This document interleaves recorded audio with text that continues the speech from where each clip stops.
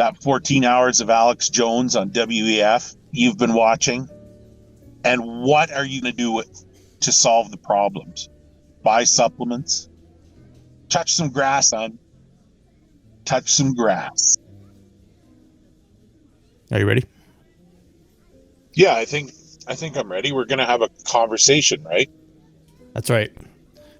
So I've been thinking about some of the things that you said last week, and I guess also reflecting that back on my own kind of internal state. And, one of the questions that I began asking myself is, am I myself being too affected by what I see in the news cycle? And the short answer is kind of, in some ways, yes. And that's a difficult thing to admit sometimes, because we want to think that we're above this stuff, that we can kind of let whatever happens at World Economic Forum or whatever happens at the Grammys just roll off of our shoulders. But I actually realized that there was one area where I was being affected, which is that my wife and I had been talking about having another child. And whenever this question comes up, some of the things that go through my mind are indeed, oh, but what is the future going to be like? What is the world going to be like 5 to 10 years from now? Are we capable? Do we have are we on solid enough ground to bring another child in and to be able to take care of yet another one? And I realized that it's not entirely because, Agenda 2030 that I'm reluctant, but I think at least partially it is the case, though, that one of the things I do think about is, oh, but what does Bill Gates and Klaus Schwab have planned next? So Bill Gates is living in your head rent-free? Indeed, he is. If at the very least he is, he's renting a room and staying there a few nights a week. Well, you're not alone. I mean, I'm in the same boat as you. I question my reality, except I've questioned the influence of things that are influencing me in my reality and how easy it is to get pulled into these ideas because they're tuned exactly as to keep us agitated. And it reminds me of the thing that BAP says, like, man in captivity jerks off, man in the wild doesn't jerk off, or something like that. But what if we're not only in captivity in the kind of cultural or social sense? What if we're in captivity, in a state of captivity that we don't even know about, which is mental captivity? Because one of the biggest, everybody talks about the depopulation agenda. One of the biggest things on the list, if it's not the top thing, is bringing the world population down. And you start to realize how successful they've been at this without even implementing any social policies. All they've had to do is pump us full of news cycle fear porn. And it's caused us to stop having kids voluntarily. They don't even have to put chemicals in the water that turn us gay. I mean, they probably do that anyway, but before that, we've already neutered ourselves with this state of anxiety. Man in state of anxiety does not breed. That's my Bappian term. Right. It's like, well, you can go to the Calhoun experiments, right? With the mice, right? Like the mice world, and we can tie those two things together. But, first of all, just know you're not alone. This is the way everybody's thinking about things. And it's you have weapons that are perfectly designed to keep you agitated. And questioning yourself and questioning the future and your family's future. And before we got started the conversation, I was just watching the latest propaganda for intersectional teaching at schools and how they're publishing sexual deviance and theories to children. And it really shows who the enemy is. The enemy is the family itself as a power structure. Right, because it's a competition to state power, right? To state domination, basically. Yeah, so that's the only reason I can figure out why it's being promoted so heavily by the state, is that it's actual competition to state power. Now, whether these people recognize that or not, I can't say for certain. But there's definitely a feeling of competition for our children's attention, our children's future. Their imaginal space as well.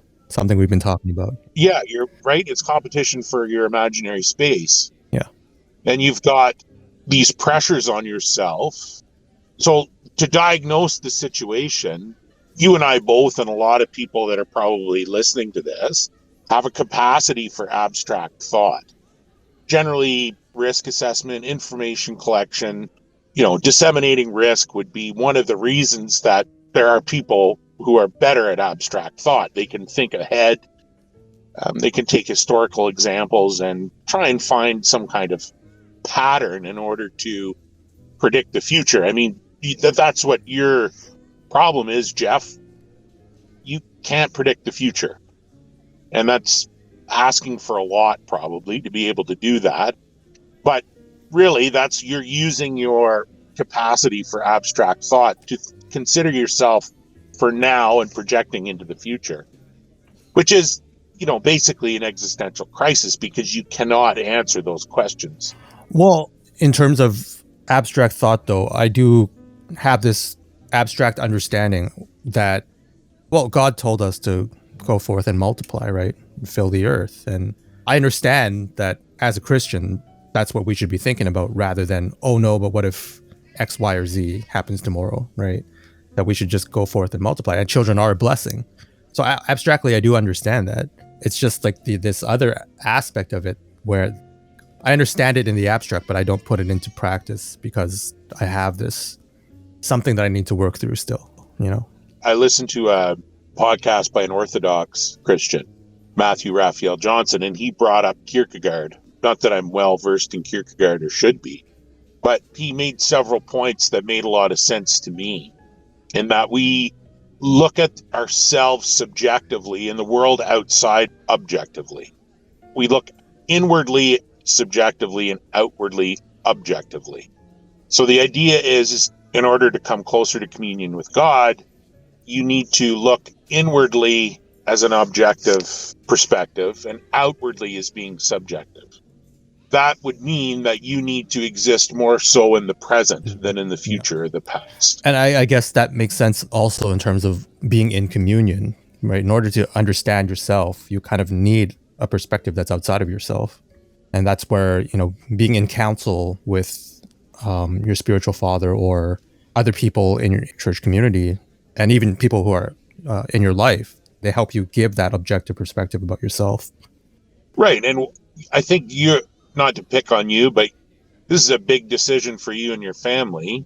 And it's easy to say that there are threats that could be, and it's very true what those threats are. I will reassure you as a father of 3 that your greatest threat is more likely not as much sleep. And I don't know, you'll probably spend more time trying to teach them how to get along together than you will be worrying about these existential threats, because these threats are placed in front of us on purpose. Yeah. The only reason that you're concerned about these people, about a sweater vest wearing boomers, is because they're put in front of you. Yeah. That's occupying, for whatever reason, your abstract and imaginary thought. So you're on the right track. I realize this, that everybody has their flavor of fear porn. For some people, it's global climate change. For other people, it's the patriarchy. But for people on the right, it is, the elites, the Jays, or something. Everybody has their own flavor that they can latch onto and kind of sit in front of the computer and can't look away from. Well, it's risk assessment. I think truly it's risk assessment and intelligence. You're trying to collect as much intelligence as you can in order to find some objective idea out there in the world. And you're being offered to, John Tesh is offering you your entertainment news at 7 p.m. at night. Like, Entertainment Tonight is coming on. John Tesh and Mary Hart are there delivering you this pablum for you to swallow. Now, if nobody I got to ask you, is that show even still on? Or is this something only 90s kids will remember these references? It is, but John Tesh is better served in his musical career. Say what you want about John Tesh's analysis of entertainment news. The man can play a piano. Yeah, we'll never forget the NBA on NBC theme song. It speaks for itself. His work speaks for itself. I mean, the capacity that we have and that we want to have for understanding these threats in our world, I don't think that we really understand why it is. But you and I both recognize what the problem is, and maybe we can build on it from there. Yeah. I also realize that there's actually the second component. So first, it's everybody has their version of fear porn, but then everybody also, from kind of very closely related, everybody has their own flavor of self-importance that they latch onto and can't let go. Because the other question that I hate, well, I don't mind acknowledging this, but it kind of sucks that I have this thing that I've latched onto, is that I realize how much my daughter has taken me away from what I feel is like my important work. And I realize that if I have a second child now, that I basically will be forced to quit the internet, more or less, for at least 3 years, if not longer. And that's another thing that, unfortunately, I feel maybe like irrationally attached to, because I feel like, oh, I'm doing something. This is my life's calling. This is the greatest work I've ever produced, and I have to sacrifice that for, which I'm sure will be a blessing. But it's just hard to understand that in the abstract. Before you have a child, it's very difficult to understand how much that child will mean to you, right? So these are things that are mental hurdles for me, I guess, that I haven't fully worked through yet. Right, the despair of your impending responsibilities, which you don't know what that is going to be. Yeah. You don't know how it's going to turn out. And I will assure you, it's both worse and better than what you're anticipating. I will say that much. It is a difficult task. Yeah. So good luck. And ultimately, there is a time window to all of these things. My window, I think it's we're in the fourth quarter. We're in the third period. So you're in the fourth quarter. It's kind of a soon or never type of thing for me and my wife. Well, I don't think you or anybody else should be hesitant based on what the world is going to look like. I remember having the existential dread when I was 16. How is the world going to turn out? You remember the Cold War? Those things were starting to enter in our minds. There's always something that's occurring in the world that's throwing you off kilter and not really allowing you to focus on, maintaining those family structures or building those family structures, questioning the future. Again, I think it goes back to your assessment on risk and whether you can handle that. And today's news, or it's yesterday's news, but whatever it is today, it's a spy balloon, or I don't know. It's hard really to keep up. Aliens is coming soon. We know it's in pre-production right now. Yes, it's in pre-production. So let's look at what the reason is, why about Bill Gates and Klaus Schwab. Like, why are those people important, or why are those people entering your field of view? Yeah, I think we could look at that. Like, what's the motivation there? Because ultimately, who put those videos out was World Economic Forum, right? It wasn't that we hacked their database and found out about them. They put themselves out. And we know that most social media companies have connections with national security and intelligence agencies. And there's a reason why they're so well proliferated. You could even go back to the Second World War and how movie studios were made and how capturing imagination was a big part of the funding that went into some of these large production studios. It wasn't two crazy guys, wanting to make beautiful movies together. These things were constructed by emerging national security state in order to provide propaganda. And you could say that it worked. It worked in the German state, worked in the American and the British state as well. Even Canada, you can say, gets in on the action with their National Film Board. There's direct connection between projecting ideas into the populace. Yeah. Well, this whole thing about Canadians are polite. We're not like the Americans. We like hockey and we like Tim Hortons. That's all collective imagination that's kind of radiated those ideas back into our heads, right? Yeah, it's this self-projection that we keep buying into. As much as we can have a culture, that may be what's being projected into us, that's the Canadian culture. unfortunately, hopefully we'll be able to move on from that. But that's what's being projected to us. And we have no reason, a majority of people have no reason to deny that pressure. It's very, very difficult to do. You're being psychologically assaulted every day. And I think most Canadians wouldn't know what the alternative is because that alternative doesn't exist in the collective imaginal space yet. Again, the terminology that I've recently discovered is psychosecurity, is how do you keep those things in mind? And in talking to you and understanding some of the ideas that you've presented, that's been a big help to me and helping me understand not only what I'm consuming, but the world that I'm in, why these things are happening. So if you're quitting the internet or potentially having to leave to do something else, I think there's a benefit that your reaching out to other people can have. Mm-hmm. Because I think your psychosecurity is at risk as well if you're on your own and you're not trying to grasp these things at a meta level, and it's just all superficial to you, and it's one bad news story to the next. And also, one of the things that you say at the end was touch grass. And I think that, if we decided we're going to have another kid and I actually have to sacrifice my internet, it's not a career, so I shouldn't use that word, internet presence or project, my internet project for another few years, that would actually be me touching grass, It'd actually be me going out and doing something in the real world and touching grass. And it even sounds ridiculous right now that I'm debating whether or not I should be an internet conspiracy theorist content producer, or if I should have another child. It even sounds stupid saying it out loud. Well, we know who's going to win that battle, and your family's going to come first ultimately. And if it's not, I'll make you quit the internet. Yeah, I appreciate that.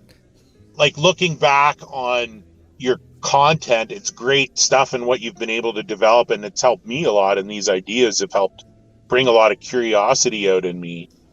But I wouldn't trade that for one of my children, and neither will you ultimately. But let's project forward here for a second, Jeff. Let's say, you did devote yourself fully to content creation, and you or anybody else for that matter took a deep dive into these theories. And what would the likely outcome be, right? Where would lack of psychosecurity take you? And I think we know people that are pretty vulnerable to these things, and myself included in that, yourself included as well. And I'll say the worst case scenario is, I'll make another 90s reference, is you end up like the Big Lebowski, right? You're the dude who's all hopped up on weed and trying to figure out a murder mystery that doesn't exist. Uh-huh.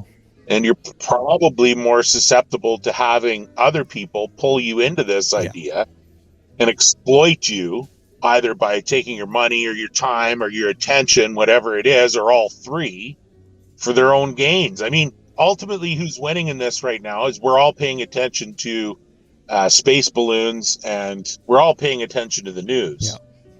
I think that's the W. So if you go so far down that hole, you could get sucked into being part of that story, really. And I don't think none of that stuff has a positive ending. You end up being a Teenage Mutant Ninja Turtle fan, right? And that's your whole world. It's figurative, but it's true that there are there's endless rabbit holes, basically, especially in the age of the internet. But even prior to that, there's always been endless rabbit holes out there that you can get sucked down and forget about, or sacrifice other things that you could be paying attention to, such as your family, right? Such as what happens to the people who are actually in your life. Well, let's learn to manage that despair, right? The family is good. The family's important. There's no end to the amount of attention you can give them. I assure you, there's no end to it. But you have to learn, again, part of this is understanding yourself and understanding your objective reality and what's subjective. And I think if you can learn to control the two, inhabit the subjective and the objective, I think you're going to be able to be a healthier person. Because it's pretty obvious we're not going to be able to look away for very long. I have a friend at church yesterday who was talking about something similar, where he's very much incapable of kind of staying on top of his own tasks. He'll go down rabbit holes, and then he'll need his wife to remind him. You know, he's a university student as well, so it's like, oh, you got to write your paper, and then everything in his schedule is he relies on his wife to remind him. It just reminds me of that sense of balance that us dudes sometimes, if you leave us to our own devices, we can commit all of our time into one single task, whether it be video games or researching alternative history or making YouTube videos. Like, we could spend our entire day doing that one thing. And we need kind of that balance. And this is one of the great things about being married sometimes, is that your wife is there to kind of remind you that the real world still exists. Yeah, the real world still exists, and it's of your utmost priority. And if you have a growing family, you've got to make sure you're up in the morning at 6:30 to get them on the bus. You've got to make sure that the lunches are made. So those things become your reality pretty quickly, and you can get reattached to those things. Hopefully you don't need your wife to remind you of those simple things. Cleaning up after yourself and those kinds of things become really more important to keep everything rolling and your kids on the level than it does publishing, editing, or getting a better understanding of the world. The other part is, Jeff, I think we've got a good grasp of where the world's going, and well, it's written in the book of Revelation. Okay, never mind. Go on. I'm pretty excited about it, and I'm pretty positive. I'm looking forward to hopefully meeting you and your family one day, having you here at the farm for an internship. And likewise, you know, that one time you almost came out to BC, I was ready to come pick you up at the airport and bring you to my favorite local shopping mall. Yes, and I'm looking forward to actual Chinese food. These are the great things that we have to look forward to. And if we didn't participate in, you know, the mindless internet content, I think we'd be a lot worse off. Yeah. We've been able to navigate the imaginary space and the objective space. Yeah. And I think that's what we need to focus on.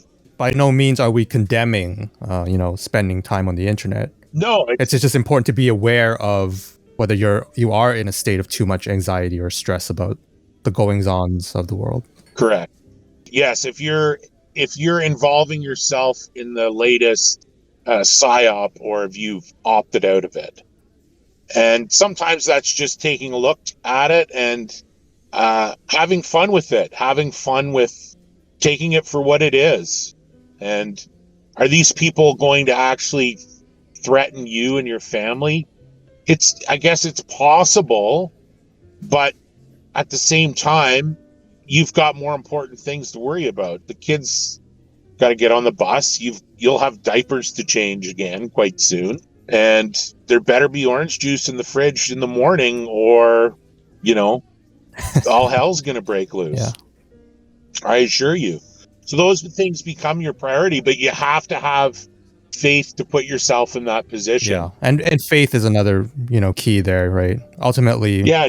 Kierkegaard talks about that. He's the idea of the leap of faith that you have to take in order to do this. I'll divulge some personal information.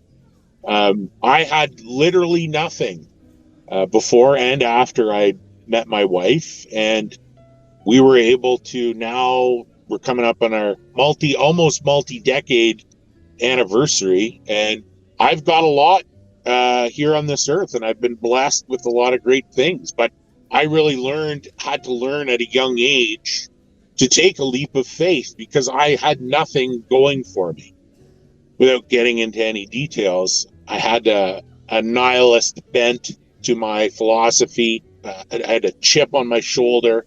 But after meeting my wife and putting things together, looking back, I was able to do all these things because I had belief in myself, because I forgave myself and was able to move forward and build something.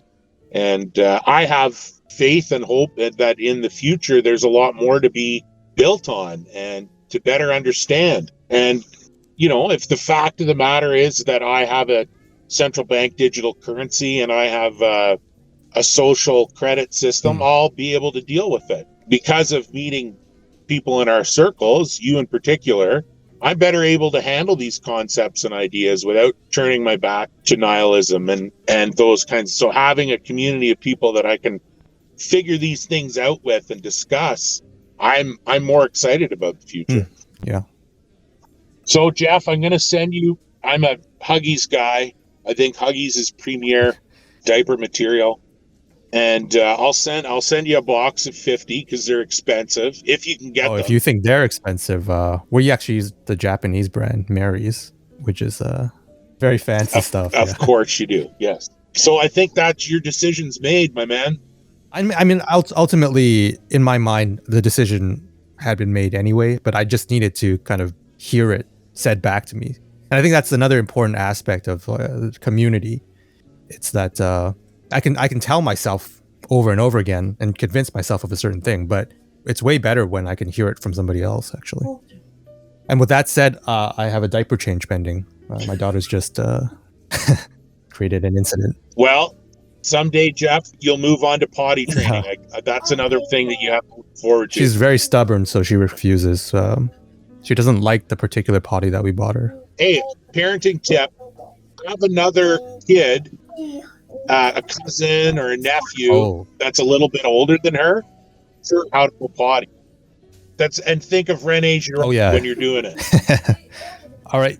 Go look after your kids. Thanks for joining me again, Laurentian. I think this episode will come out before the next Bucklander episode, if I can beat him to it. But yeah, thanks everybody.